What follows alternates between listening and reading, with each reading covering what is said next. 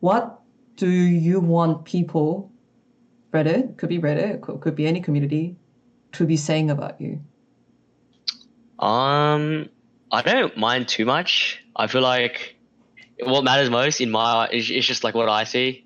Like that's what I've learned. Just like shouldn't worry too much, but I feel like just see how you see it. I guess I feel like Hey guys, this is Ashley Kang of KORIZON Esports, and I'm joined by Ryoma of 100 Thieves after they secure third place in the 2020 LCS Spring Split and move on to face Cloud9, if I'm correct. yeah. Okay, it was a bit of a tough match, but you still secured the third place in the playoffs. How are you feeling at the moment? Um, pretty. I mean, I'm still pretty like down from that Uh, loss, just because it was pretty close. Like I think we should have played it a bit more better, like just like 10% more better, and we probably would have won. But it is what it is. But I think we're like pretty confident. Like even if it's against C9, I think we've been playing like we've been doing what we needed to do, and I think that's why we do get our wins like, over other teams. Like the second half of the split, I think the spring split. I thought we improved a lot. Like just like you can probably tell for results. I just think we have worked better as a team. So yeah, I think that's where most of our wins come from. And I think if we just play as a team and do what we need to do against C9, we can still win against them. I remember that in the beginning of the split, like 100 Thieves was struggling just a bit, but there was this surge up on performance. And I actually had a chat with KORIZON recently, and he said one of the turning points were the team having some of the bonding sessions and becoming closer both as players and as individuals. Do you agree with that statement? And can you add anything to that? Yeah, for sure. I think everyone on this team is like really close. I feel like it's for me at least, it's definitely a family. I can feel like there's a lot of love between like each player. I think good relationships just all across the Mm. board. I think even with our staff, I feel like that's something we have more like along with than probably better than other teams. I'm safe to assume, but yeah, I mean I can definitely agree with that. I can see where Cody's coming from for sure. And I think it does somewhat. I guess it kind of relates to stage games. Just like we're more like calm and stuff. I guess like we just Mm. trust each other more and just like with our decisions, we all just do what we need to do pretty much. And that also means that you guys can be more direct about Yeah, feedbacks and can be more trusting about certain like big decisions that you make, even in drafts, even in play performances. yeah, for sure. I can touch on that a little bit. Since it's like obviously coming and to the split soon, like finals and stuff, all that coming up. I'd say we definitely have been like for the first half at least, we weren't giving like each other the best criticism, but now we're a lot better about it and everyone takes it pretty well and like we do like we pretty much learn it straight away. I think everyone has like improved so much since like split one. I mean not split one, sorry, like the first half of the split. And yeah, I feel like a lot of that comes to like most of our coaching stuff and like us giving like feedback to each other and like what we're gonna be improving on pretty much. Yeah. And I do want to talk about your personal journey a bit because you had a bit of a crazy ride in this split. First, you came into 100 Thieves, and 100 Thieves was just going around their roster shuffle. Papa Smithy came in as a GM, and people were looking forward to what new roster he will be building coming into 2020. And what was the your first initial days of coming into 100 Thieves, or even going back, having those first conversations with 100 Thieves? What was it like? So when I mean, funny Uh-huh. enough, I feel like I didn't have like the best end to that like the season in 2019. Like we came fourth, which wasn't the best in OPL after coming Yeah. off like yeah after coming first before that previously. So I didn't expect anything too much like for my offers. I was expecting mainly OS like just OS offers, and then pretty much the first thing that came in was Chris. He messaged me, Father's movie, and I was like, whoa, maybe it's just like maybe it's just like to talk to someone else or something, just like yeah. And then I talked to Chris a bit, and then we set up a meeting and everything, and I was like, whoa.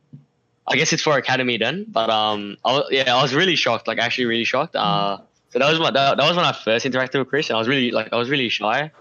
So I didn't speak too much, but yeah, when they flown me in, everything, Chris wasn't around the first couple of days because he was at like another event. So I was hanging out with my strategic coach and Stun a lot, and I thought they were pretty cool. And Yeah, I mean everything was pretty chill. Like Joe Jungle Juice. Oh wait, no, Joseph Jang now. He was really nice, and I could definitely feel like that he was a good coach. Like just from like the feedback he was giving, like because I was just playing solo queue here, and I could tell that he was a good coach for sure. And yeah, those were the days I was like pretty much first settling in, and then yeah, and then I met most of the staff like after all that. And what was it like, screaming for the first time and playing with the likes of, Someday and, KORIZON? What was that experience like? Our first scrim was in Denmark, and I definitely learned a lot since then, for sure. But they were like, I was actually like really surprised, like just like the impact. Like when you watch like the game from outside perspective, right? Like from in LCS, and you're another pro from another region, right? So like you're like, oh, I can do that and stuff. You can like do like those things, but like it's not really like how it is really from the outside perspective.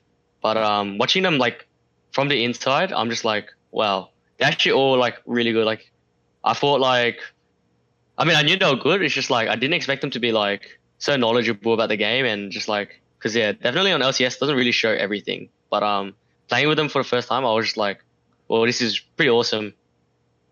And I know that OPL also has established league at the moment, but it wouldn't really compare to the size of LCS in terms of the production.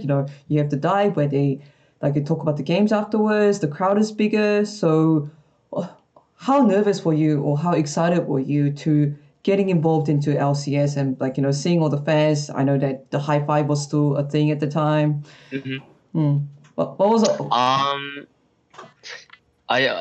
For my first week of LCS, I would definitely say I was pretty nervous, just like with the crowd and stuff. It's not normal, I guess. I haven't played with a crowd for a while. Normally, we only have crowds for like our finals match, and that's only in Split 2, so like pretty much once in a year. So yeah, definitely playing with a crowd is pretty different, I guess, in a way. But I kind of grew to like not worry about it too much. I think media has helped me with that a lot. Just pretty much everyone on my team just helped me with my nerves and just like the way I think about the game on stage, because definitely there was struggles for me at the start. But yeah, I pretty much liked.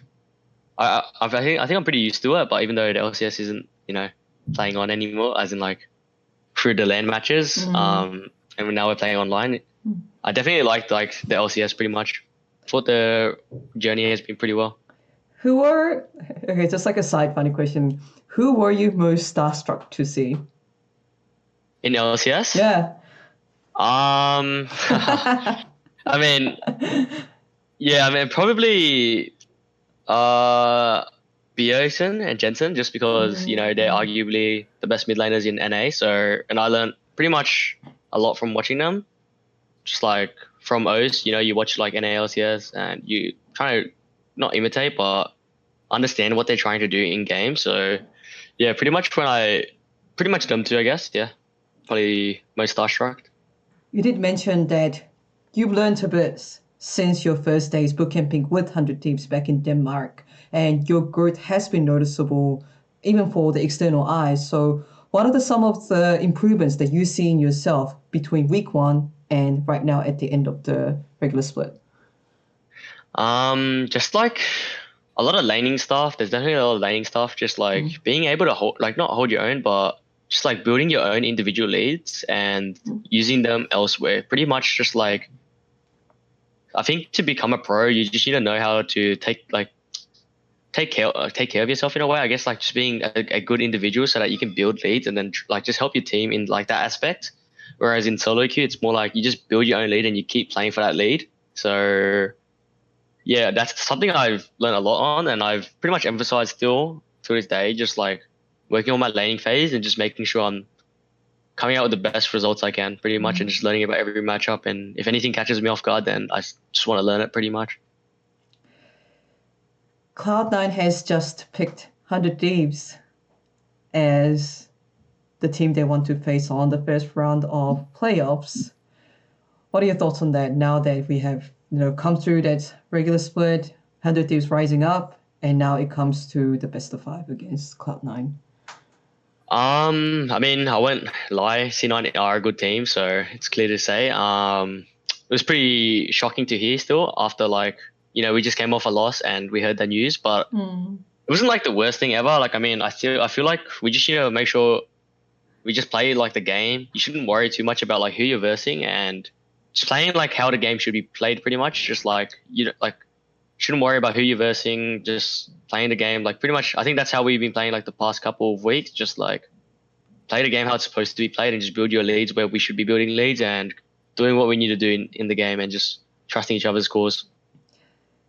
And how happy will we be? And what thoughts would cross your mind if you do beat Cloud9? I mean, I'll definitely be happy because, they're a team that only dropped one game in the season. That's pretty shock. And it was only against TSM. So TSM, probably one of the better teams as well. Maybe not lately, but yeah, still better, like one of the better teams, right? So that is a pretty impressive record. Just if we do win, I mean, I'll be pretty happy because I feel like we're pretty confident against all the other teams too as well. Like, it's just like they're definitely like the final boss, but we're taking on them first. So if we can do this, then I feel like we can pretty much do anything. And yeah. So you came into the LCS, and I know that if any new player comes from another region or maybe from like an academy, they are put on the Microsoft and microscope, and people are like, hey, is this going to be like a good player or a bad player? And I will say that your growth has been impressive so far. So after this year is over, after the spring is over, after the playoffs and the summer is over, what do you want people, Reddit, could be any community, to be saying about you? I don't mind too much. I feel like what matters most in my is just like what I see. Like, that's what I've learned. Just like, shouldn't worry too much, but I feel like just see how you see it, I guess. I feel like every day I'm improving more and more, and that's pretty much how I am now. I feel like just I want to be improving pretty much every day and like trying my hardest and trying to learn pretty much every matchup and anything about the game, and pretty much willing to learn. Okay, and I can super respect it. And thank you so much for the interview, and best of luck for the Thank first you. round of playoffs. Thank you. Thank you.